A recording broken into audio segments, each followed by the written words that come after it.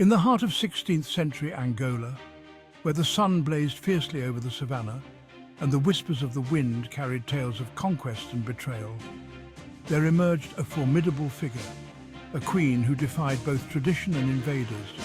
Her name was Nzingha, but she preferred to be addressed as king, for her spirit knew no gender boundaries. Born in 1582, Nzingha was the sister of Ndongo, the reigning king of Ndongo. Her lineage traced back to the Jagas, a fierce ethnic group that stood as a human bulwark against the Portuguese slave traders. Nzingha's defiance burned like a wildfire. She refused to accept the Portuguese conquest of her homeland. Instead, she chose the path of relentless resistance. Nzingha's strategy was cunning. She formed an unlikely alliance with the Dutch, their ships sailing into the African waters like mythical creatures. The Dutch shared her disdain for the Portuguese, and together they plotted to dismantle the chains that bound her people. Nzingha's warriors, clad in war paint and determination, fought alongside the Dutch against the oppressors, but Nzingha was no mere strategist.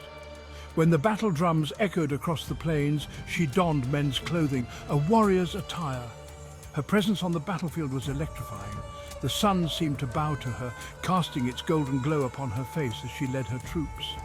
Her voice, a blend of command and conviction, rallied her warriors. "Fight not for vengeance, but for freedom. Our ancestors watch from the stars, and their spirits fuel our defiance." And so Nzingha carved her legacy, a queen who wore armor, whose sword sang the song of liberation.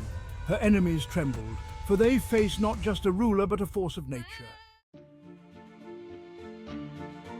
In 1623, Nzingha ascended the throne of Ndongo. Her subjects hesitated to call her queen, for she embodied more than titles. She was their beacon, their unyielding flame. Yet, time wore on, and the Portuguese tightened their grip.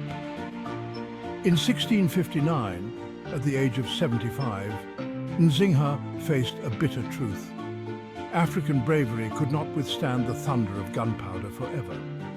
She sat across the table from the Portuguese emissaries, her eyes like obsidian. The treaty lay before her, a fragile parchment that held the weight of centuries.